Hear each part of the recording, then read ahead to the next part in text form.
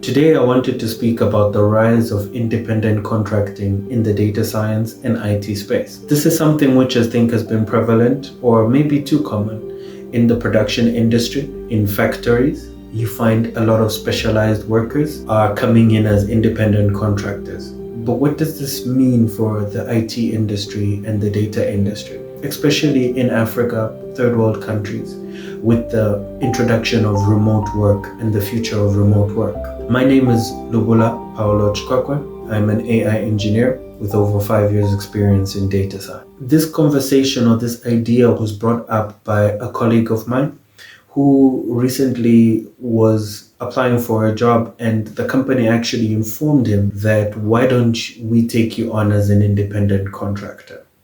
He eventually took the job, is working there, but then he actually got another job where he also is doing work for another company. So the system is more result based. It's not about going to the office, but more a set of results that are required, and then you're judged off those results. This seems quite easy, or seems simple, especially when you think about data science, computer science, and the programming, the IT industry, and how this idea can begin to grow in terms of independent contracting. But what does this mean for the security? Things like pension, things like medical aid. What does it mean when these things are not added on?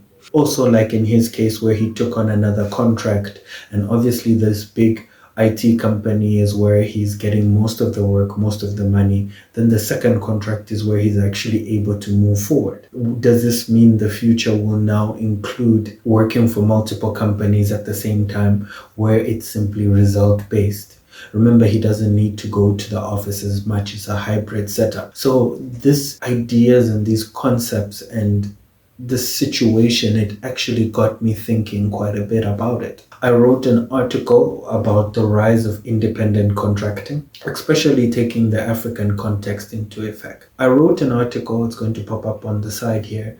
It's an article where I go into the numbers, into the statistics, but I'll put the link in the description so you can read. But mostly the question that I'm asking is the movement of how something that was prevalent or something that people would see in the production industry, how it's now moving to the data science industry. When you think about it as well, it's also the future of remote work, and also it's something that's growing and also being employed by employers from different countries, different continents.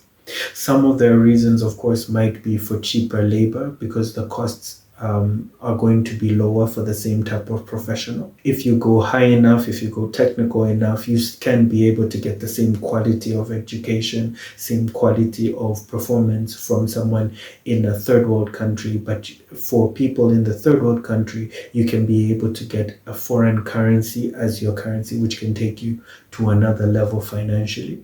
I also did an article on remote work as well. I'm going to attach that as well in the description, about how remote work is something which is going to change a lot of how the economy works. You find the concept of foreign currency coming into Africa, or coming into the country, and things like tax. Only recently, the South African government mentioned that they're going to now be going after YouTubers and going to try and tax them. So it brings up interesting questions in terms of money, but that's where this Lubula On series, I want to dwell on.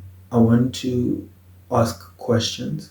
I want people to think about these ideas. What does it mean for you? What does it mean for your family? How will you navigate around it? When we're talking about solutions, how do we get past this? The future of work, independent contracting, and also remote work. People have to become a bit more flexible. And it's important that people are not only willing to try something new, but are also willing to learn a new concept and also be able to implement it. The example which I gave of my colleague also gave the options of having multiple employers, switching between contracts. by having multiple clients, multiple systems where you're now being able to generate income from multiple sources. The only way to reduce the risk. Remember, if we don't talk about it, we don't think about it, and even if you're not in the data science space, that idea of diversification is very important. And hopefully we can be able to build something together. We can be able to talk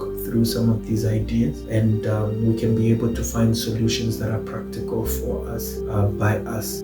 Thank you so much. I hope you know that's a Fubu reference. Thank you so much. Have a wonderful day. God bless.